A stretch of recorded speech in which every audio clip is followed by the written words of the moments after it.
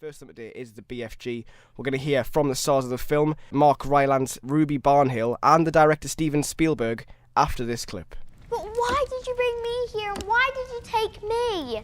Well, I had to take you.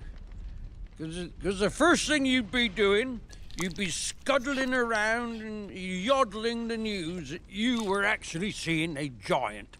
And then there would be a great rumple-dumpus, wouldn't there?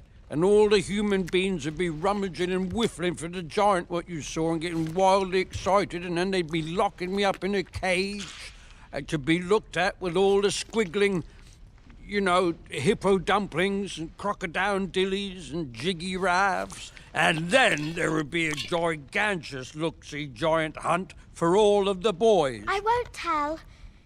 No one would listen to me anyway. I'm an untrustworthy child. I heard that Roald Dahl based it a bit on a handyman, kind of stroke gardener called Wally, who worked for him.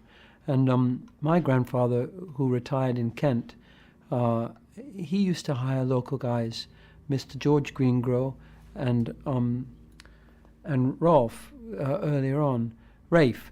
And they both had strong country accents. Get out of it, he'd say, get out of it. And I've thought of them, and I also thought of some other people I've met.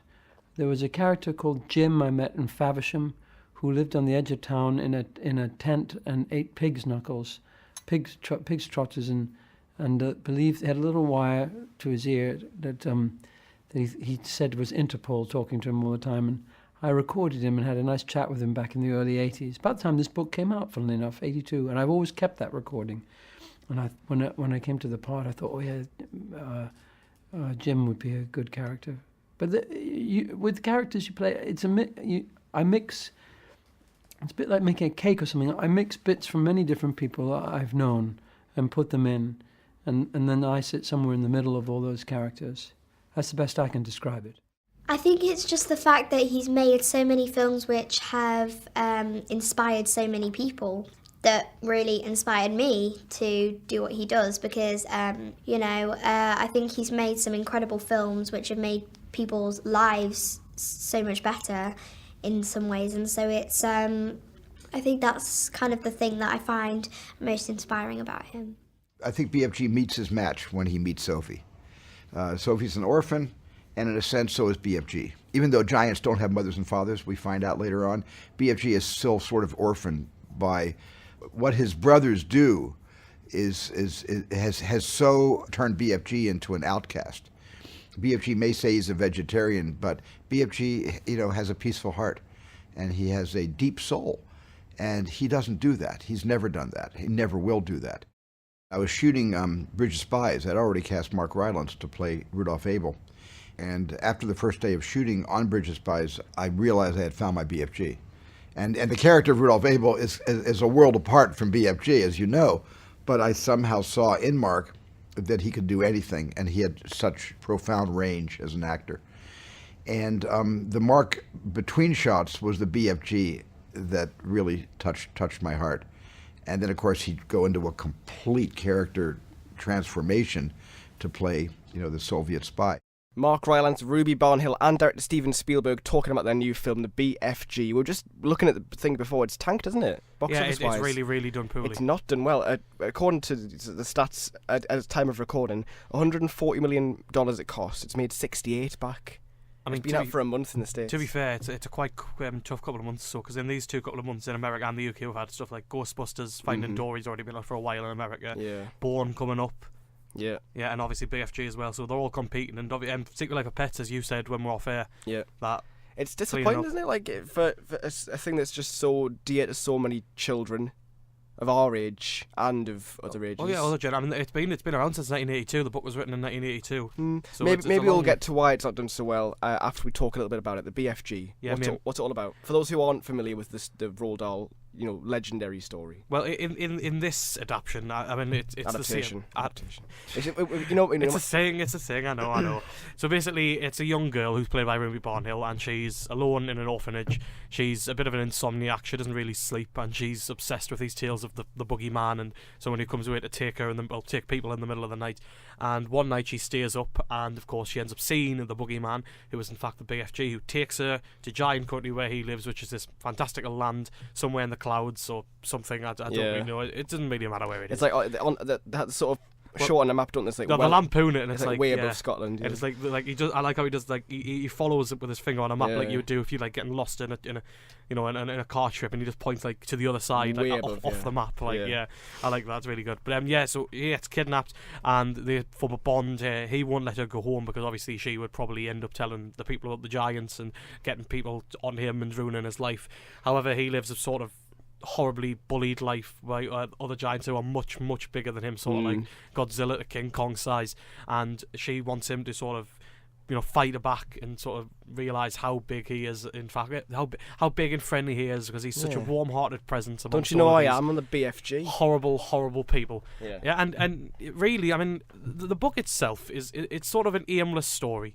And I know that's what a lot of people say. It's a lot more about the world building, sort of the fantastical elements, than having sort of a complex narrative, so to speak. And this, in that factor, it does a lot of that sort of very, very faithfully, because you really do sort of spend a lot more time getting to know the characters and the locations than you do on the actual story. And in the end, it's not really the story that's important. It is this relationship of these two central characters, because... Yeah. If you had asked me about the book, I would say more things like Snosbury and the actual.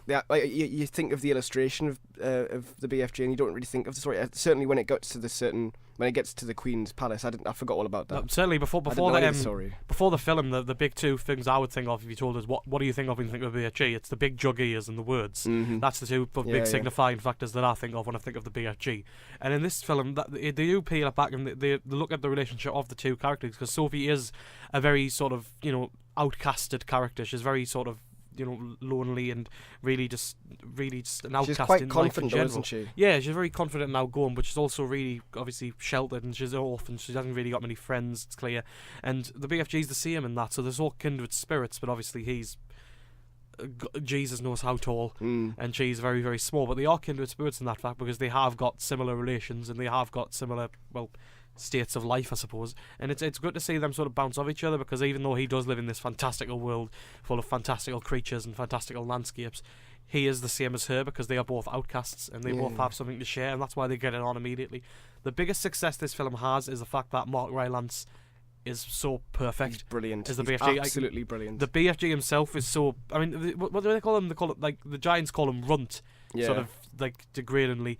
But it's just a brilliantly realised character. I mean, I know you weren't struck at first on the thing about it is obviously it's motion capture, which I find funny, because Mark Rylance is a very serious... I always think I'm quite a serious person. To picture him in the sort of motion cap suit with a little ping pong ball, that image alone makes me laugh. A motion cap suit not played by Andy Serkis. Yeah, I'm surprised they didn't go for him straight away, but maybe he was busy. The thing I was worried about, and it's the Jungle Book thing again, that the CG would not quite work and it would pull me out a little bit. Jungle Book massively did, and this it teetered on it, because there's the imbalance of how much CG there is, because of course Mark Rylance being a big CG character, all the surroundings being CG, and then you've got Sophie, who's very human. She's completely human, obviously, and it just looks odd.